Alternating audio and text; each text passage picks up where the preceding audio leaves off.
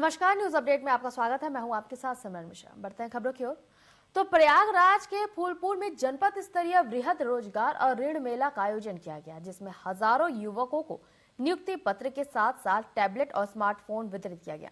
वहीं सीएम योगी ने 407 विकास परियोजनाओं का लोकार्पण और शिलान्यास भी किया। इस मौके पर उन्होंने समाजवादी पार्टी पर तंज कसते हुए कहा कि पहले तो चाचा भतीजा एरिया बांट कर वसूली करते थे, बाद में चाचा को धक्का देकर बाहर कर दिया था। फिर माफिया अगर सिर उठाने का दुस्साहस करेगा तो उसको मिट्टी में मिलाने का काम भी सरकार करेगी।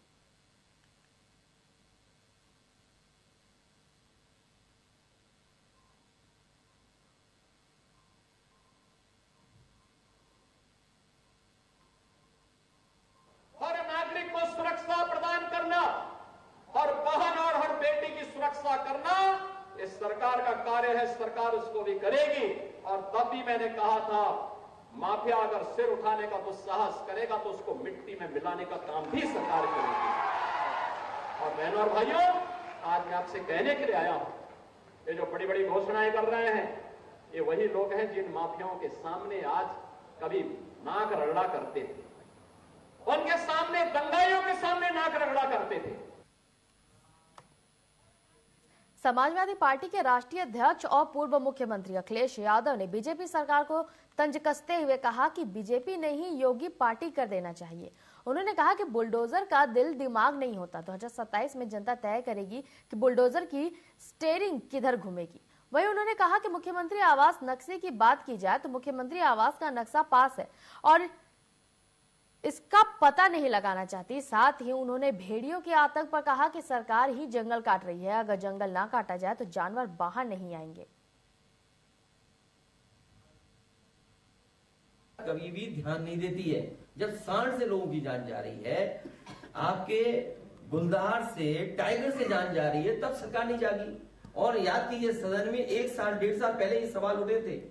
जब सरकार नई बनी थी उस समय भी ये सवाल उठे थे। क्या 1 साल पहले सरकार ने कोई कदम उठाया? जब धीरे धीरे जानवर आपकी तरफ आने लगे और सबसे ज्यादा जंगल अगर कोई काट रहा है तो ये भारतीय जनता पार्टी के लोग जंगल काट रहे हैं। आप सोचिए, जंगल जब कट जाएगा तो फिर जानवर कहां रहेंगे? आके आपके खेतों में आ रहे हैं। और ये सरकार के लोगों ने जो जानवर, अन्ना जानवर थे, वो जंगल के किनारे सब छोड़ दिए। और उसका परिणाम ये हुआ कि जानवर जो जंगल में रहते थे उन्हें आसानी से जानवर खाने को मिल गए, तो वो उस तरफ आ गए। तो इसका परिणाम ये हो गया, बस्तियों में जानवर आ गए। अगर कोई दोषी है इसके लिए तो वो अधिकारी, वो सरकार के लोग दोषी हैं, जिन्होंने अन्ना जानवरों को जंगल के पास रखा था, जिसका परिणाम ये हुआ कि जंगल के जानवर आज खेतों में और गांव में, घरों में घुस रहे हैं। सहकारिता राज्य मंत्री जयेंद्र प्रताप सिंह राठौर ने बुधवार को भाजपा जिला मुख्यालय में पत्रकार वार्ता आयोजित की। इस दौरान उन्होंने समाजवादी सुप्रीमो अखिलेश यादव पर जमकर निशाना साधा। मंत्री राठौर ने कहा कि डीएनए की जांच के लिए अखिलेश यादव ही कह रहे थे, और जब डीएनए जांच आगे बढ़ रही है तो उनके पेट में क्यों दर्द हो रहा है। मंत्री राठौर ने कहा कि जब अखिलेश यादव अपनी पत्नी का दर्द नहीं समझ सके तो वह बेटियों और महिलाओं का दर्द क्या समझ पाएंगे।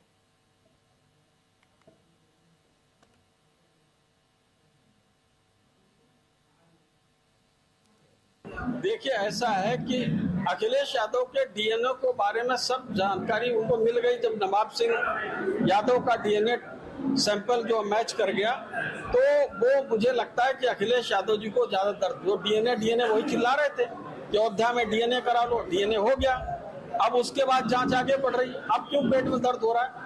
अखिलेश यादव जी इसी प्रकार के समाजवादी पार्टी के कल्चर के लोगों को अगर नियंत्रित नहीं करेंगे, और एक उस घटना को मैं याद दिलाना चाहता हूं उनको, जिस तरीके से आप लोगों ने नवाब सिंह यादव को जिस तरीके से जिन वस्त्रों में देखा है, क्या वो सभ्य समाज के लिए वो उस प्रकार का आचरण है? एक महिला के साथ बैठे हुए किस तरीके के वस्त्रों को वो धारण किए हुए थे, वो भी अखिलेश यादव जी को देखना चाहिए। और यही कन्नौज है जहां पर उनकी स्वयं पत्नी डिम्पल यादव जी, वहां पर हुड़दंगी इनके समाजवादी पार्टी कार्यकर्ता हुड़दंग कर रहे थे, उनको भी कहना पड़ा था कि आप लोग शांत रहिए और इस तरीके से बदतमीजी मत करिए, नहीं तो मैं भैया से शिकायत करूंगी। स्वच्छ वायु सर्वेक्षण 2024 में रायबरेली को पहला स्थान मिलने पर जिलाधिकारी ने इसका श्रेय अपने मातहतों को दिया। जिलाधिकारी ने कहा कि नगर पालिका समेत अन्य विभागों ने शहर को बेहतर बनाने के लिए जी जान से मेहनत की है, जिसका नतीजा है रैंकिंग में प्रथम आना। इस सर्वेक्षण में यूपी के 4 शहरों आगरा, फिरोजाबाद, झांसी और रायबरेली के प्रथम स्थान प्राप्त किया है। इन शहरों को 7 सितंबर को जयपुर में आयोजित कार्यक्रम में सम्मानित किया जाएगा। देखिए, इसमें जनपद में एनकैप यानी कि clean air programme, national clean air programme के अंतर्गत विभिन्न स्टेप्स लिए गए थे। पूर्व में हमारे यहाँ जो परिस्थितियाँ थी उनको देखते हुए मुख्य रूप से सड़क की जो पटरियाँ हैं उनको डेवलप करने का कार्य, सड़कों की मरम्मत का कार्य, पार्किंग और ट्रैफिक को रेगुलेट करने का कार्य के साथ ही साथ सफाई पर हम लोगों ने ध्यान दिया है। और यहाँ पर हम लोगों ने स्प्रिंकलर मशीन्स को इंट्रोड्यूस किया है और रोड स्वीपिंग मशीन्स को इंट्रोड्यूस किया है। उसके उपरांत ये जो रिजल्ट हैं ये देख रहे हैं। अलीगढ़ में महिला ने ससुराल पक्ष पर मारपीट का आरोप लगाया है। ससुराल पक्ष ने बेटी पैदा होने पर महिला से मारपीट की, जिसके बाद महिला को घर से निकाल दिया गया। जानकारी मिलने के बाद महिला के माता पिता मौके पर पहुंचे और अपनी बेटी को थाने लेकर गए। पुलिस ने जांच करने का आश्वासन दिया और घायल महिला को इलाज के लिए जिला अस्पताल रेफर किया।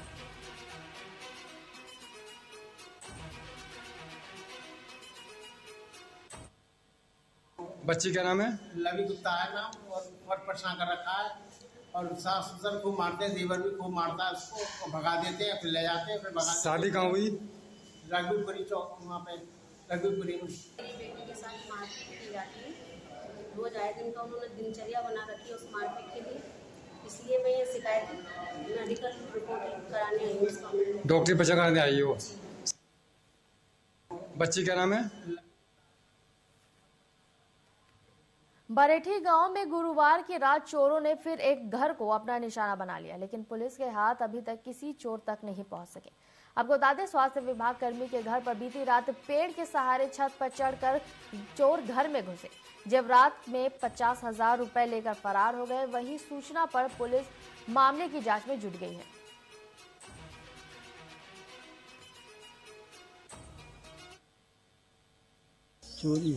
चोरी हुई। क्या सामान गया आपके यहाँ से? एक चैन, 2 अंगूठी और 2 कनफूल और 5 ठे साड़ी, एक बैग, 50,000 कैश। जानकारी कब हुई चोरी की? सुबह में। तो घर में कौन कौन है इस समय? खाली हम 2 आदमी हैं। उत्तर प्रदेश के कासगंज जिले के विकास भवन में मंगलवार को 7वां राष्ट्रीय पोषण माह मनाया गया। इस मौके पर आंगनबाड़ी कार्यकर्ताओं ने एक जागरूकता रैली निकाली, जिसका शुभारंभ मुख्य विकास अधिकारी सचिन ने और जिला कार्यक्रम अधिकारी सुशीला ने हरी झंडी दिखाकर की। इस दौरान कार्यक्रम अधिकारी ने बताया कि इस महीने 7वां राष्ट्रीय पोषण माह मनाया है, जो 1 से 30 सितंबर तक चलेगा, जिसमें मुख्य बिंदु पर फोकस किया जाएगा।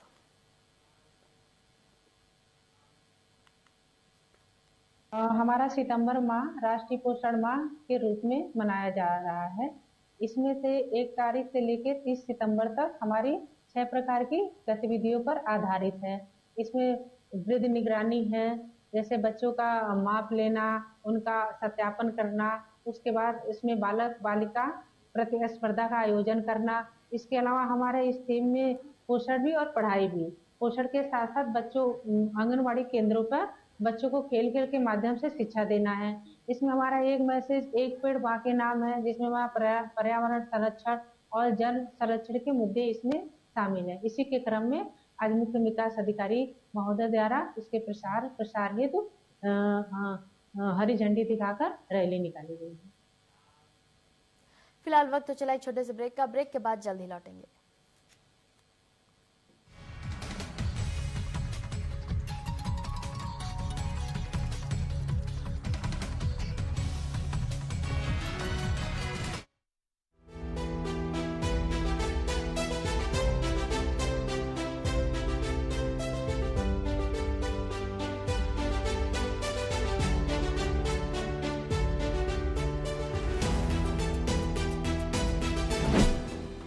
नए भारत का नया उत्तर प्रदेश $1 ट्रिलियन इकोनॉमी बनने की ओर है अग्रसर। स्थानीय उत्पादों को यूपी इंटरनेशनल ट्रेड शो ने दिया है इंटरनेशनल मार्केट। पहले संस्करण में 70,000 से अधिक खरीदारों और 3 लाख से अधिक आगंतुकों से कारोबारियों का बढ़ा है हौसला।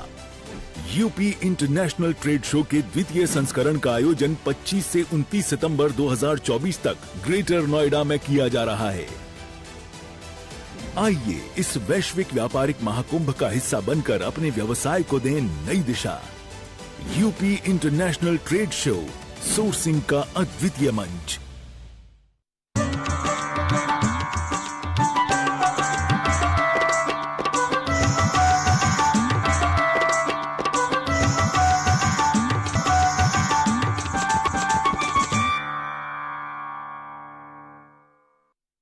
परमात्मा और प्रकृति की असीम अनुकंपा की भूमि उत्तर प्रदेश देश में है विशेष। असीमित संभावनाओं वाले उत्तर प्रदेश के 25 करोड़ नागरिकों के विकास को डबल इंजन सरकार ने दी है नई रफ्तार। सुरक्षा, शिक्षा, चिकित्सा और स्वावलंबन की विभिन्न योजनाओं के क्रियान्वयन से उत्तर प्रदेश बना है देश में नंबर 1।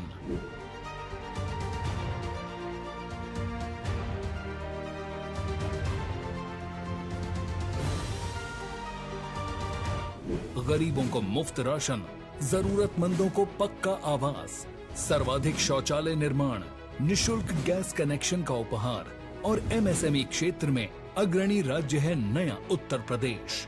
देश में सर्वाधिक पीएम किसान सम्मान निधि मिलने से अन्नदाताओं के चेहरे पर है मुस्कान। नए भारत में नंबर 1 उत्तर प्रदेश, जन कल्याण में विशेष। Rabindranath Tagore University Bhopal NIRF rank for 5 consecutive years। 600 से ज्यादा company types. Rabindranath Tagore university. चाहे हो लोगों के अनेकों रूप, चाहे हो लोगों के अतरंगी तस्वीरें, या कुछ ऐसा जिसे देखकर चौंक जाएंगे आप, या हो जाएंगे हंसी से लोटपोट। आपको दिखाएंगे ये सब सिर्फ यहाँ। तो मैं अंकिता लेकर आ रही हूँ आपके लिए एक ऐसा स्पेशल शो जिसका नाम है वायरल 24, जहाँ पे होंगे सोशल मीडिया पर वायरल हुए तमाम ऐसे मशहूर वीडियोस। तो देखना ना भूले हमारे साथ हमारा ये show viral 24।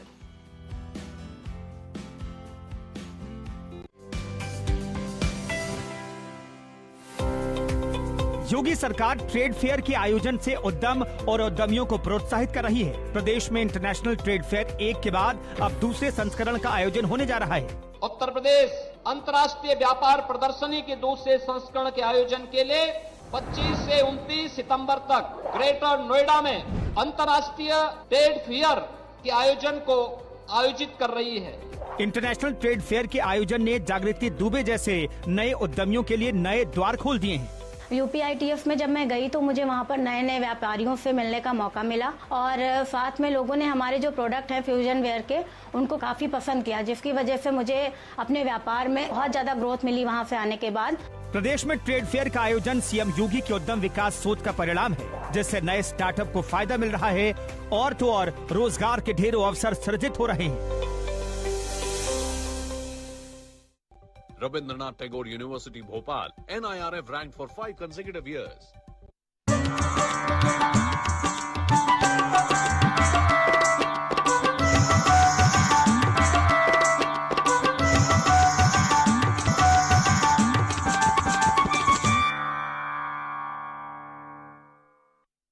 Rabindranath Tagore university Bhopal NIRF rank for 5 consecutive years। 600 से ज्यादा company types. Rabindranath Tagore university.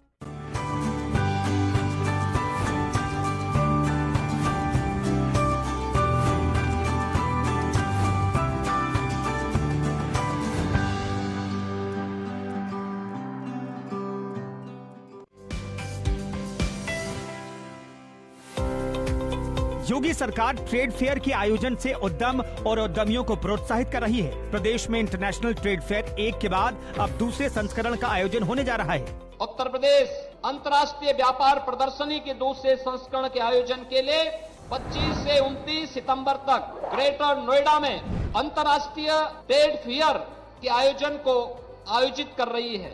International trade fair के आयोजन ने जागृति दुबे जैसे नए उद्यमियों के लिए नए द्वार खोल दिए हैं। UPITF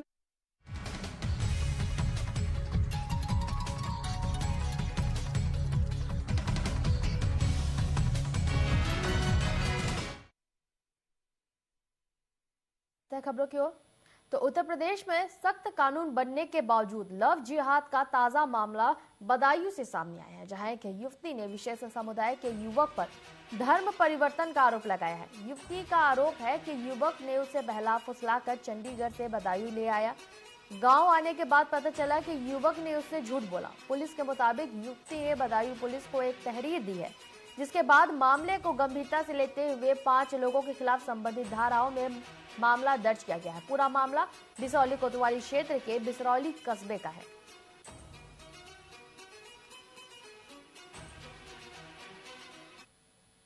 मेरे साथ एक लड़का था सोनिया नाम का, मतलब मुझे फिजिकल रिलेशन वगैरह था, मतलब बच्चा प्रेगनेंसी होने वाली थी, डिलीवरी के बाद बच्चा भी हो गया। तो मुझे कह रहे मैं गांव में जाकर जैसे शादी करूंगा, ठीक है। अब मुझे यहाँ पे बिसौली ले आया है, यहाँ पे आकर मुझे पता लगा लड़का मुसलमान है और मुझे बहला फुसला के यहाँ पे लेके आया, रीति रिवाज से मैं शादी करूंगा। यहाँ मुझे अपने घर पे छोड़ के चला गया है। यहाँ आगे से मैं कुछ नहीं बताया था भैया, मुझे भी नहीं बताया मुझे। मैं यही बोला था मैं हिंदू हूँ, यहाँ पे आके मुझे इसके घर पे पता लगा लड़का मुसलमान है। थाने में कंप्लेंट करवाने आई, मेरे सासू से मुझे मारते पीटते हैं, मैं नमान मुझे सब कुछ खाने पीने के लिए कह रहे हैं। मेरा बच्चा भी नहीं, इधर 10 महीने की मेरी लड़की है।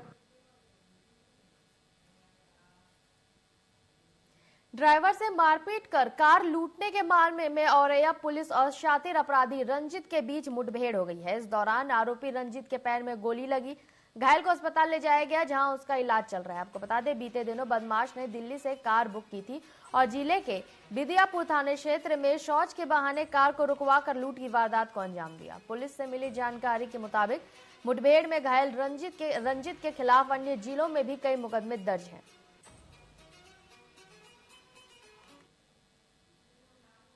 दिनांक 1/9/2024 को बिदियापुर थाना अंतर्गत लछिया मोड़ पर कुछ लोग DLF कार नोएडा से बुक कराकर आए थे। सोच के बहाने से वो कार को रुकवा कर उतरे और उनके 2 अन्य साथियों द्वारा मिलकर ड्राइवर के साथ मारपीट कर उस कार को लूट लिया गया। इसके संबंध में संबंधित थाना पर उचित धाराओं में अभियोग पंजीकृत किया गया। आज मुखबिर की सूचना पर एरवा कटरा थाना अंतर्गत शिवरा मऊ रोड पर सूचना मिली कि वह गाड़ी आ रही है, जिस पर संबंधित थाना प्रभारी एसओजी प्रभारी के द्वारा चेकिंग की जा रही थी। गाड़ी जब आते हुए दिखाई दी तो चेकिंग के लिए उसे रोकने का प्रयास किया गया। उसने न रोककर तत्काल जो है कच्चे रास्ते पर मोड़ दिया, जिस पर टीम द्वारा पीछा किया गया। उनके द्वारा टीम के ऊपर फायरिंग की गई। जवाबी फायरिंग में बदमाश घायल हुआ, जिसको तत्काल CSC एरवा कटरा भर्ती कराया गया है। आवश्यक विधिक कार्रवाई की जा रही है। मुजफ्फरनगर के नए मंडी कोतवाली क्षेत्र में पुलिस चेकिंग के दौरान कार सवार बदमाशों से मुठभेड़ हुई, जिसमें पुलिस की फायरिंग में 2 आरोपी घायल हुए हैं। इस दौरान उनके कब्जे से चोरी के आभूषणों में इस्तेमाल किए गए करीब 10 लाख रुपए के कीमती हीरे बरामद किए गए हैं। सीओ ने बताया कि पूछताछ में बदमाशों ने 30 अगस्त को क्षेत्र के सुखबीर ढाबे से चोरी करने की बात कबूल की है। गिरफ्तार आरोपी जयवीर और समीर मध्य प्रदेश के रहने वाले हैं। तलाशी के दौरान क्रेटा कार में 2 फर्जी नंबर प्लेट मिली। मौके से 2 तमंचे, कारतूस और खोखा भी बरामद किया गया। फिलहाल आरोपी का आपराधिक इतिहास खंगाला जा रहा है।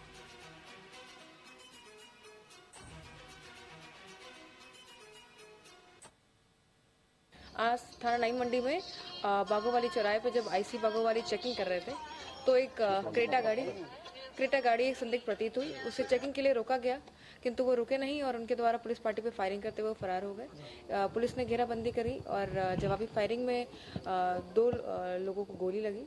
जब पता किया गया तो ये दोनों व्यक्ति, एक का नाम जयवीर है और एक का नाम समीर है।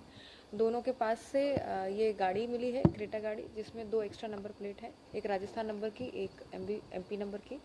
और इनके पास से चोरी का माल बरामद हुआ है, जिसका मुकदमा थाना नई मंडी पर पंजीकृत है।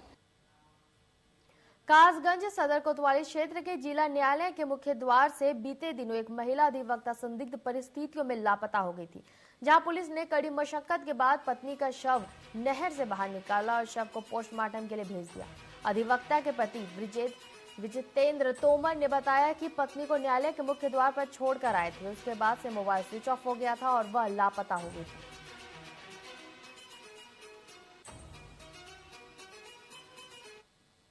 दिनांक 3/9/2024 को श्री ब्रजेंद्र तोमर द्वारा थाना कोतवाली कासगंज पे एक सूचना दी गई, जिसमें उनके द्वारा बताया गया कि उनकी पत्नी, जिनका नाम श्रीमती मोहिनी तोमर है, जो कि जिला न्यायालय में महिला अधिवक्ता हैं, वो उनको उन्होंने लगभग 2 बजे जिला न्यायालय पर अपनी गाड़ी से छोड़ा था और उसके बाद से वो न्यायालय से वापस नहीं आई है और उनका उनसे फ़ोन से भी संपर्क नहीं हो पा रहा है।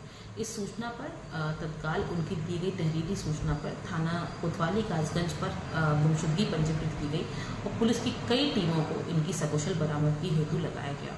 इसी क्रम में आज दिनांक 4/9/2024 को शाम के समय सूचना प्राप्त हुई कि रजपुरा नहर में एक अज्ञात महिला का शव मिला है, जिसमें पुलिस द्वारा मौके पर पहुंचकर अग्रेतर कार्रवाई की गई और शव को पोस्टमार्टम हेतु भेजा गया।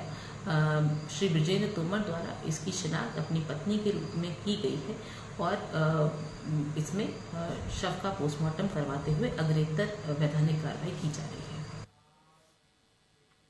गोंडा के जिला पंचायत सभागार में 7वां राष्ट्रीय पोषण माह 2024 का शुभारंभ हुआ। वहीं नवनिर्मित आंगनबाड़ी केंद्र के लोकार्पण की लाइव स्ट्रीमिंग कार्यक्रम का आयोजन किया गया, जिसमें मुख्य अतिथि जिला पंचायत अध्यक्ष घनश्याम मिश्रा की उपस्थिति में कार्यक्रम का आयोजन किया गया। इस दौरान गर्भवती महिलाओं की गोद भराई और बच्चों के अन्नप्राशन का कार्यक्रम भी किया गया। साथ ही बाल विकास संबंधित योजनाओं की भी जानकारी दी गई।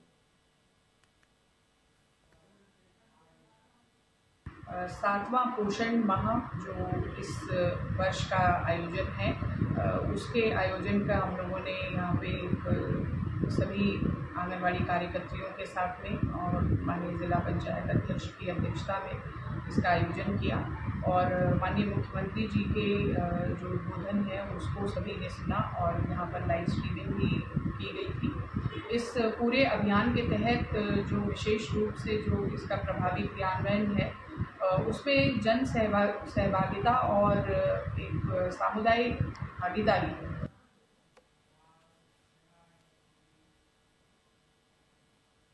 उत्तर प्रदेश में लंबे समय के बाद राज्य महिला आयोग का गठन कर दिया गया है।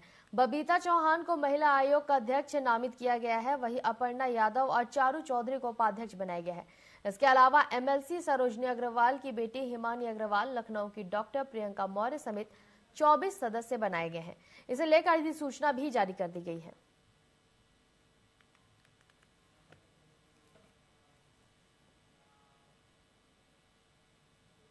न्यूज अपडेट में फिलहाल के लिए इतना ही। बने रहिए टीवी 24 के साथ। नमस्कार।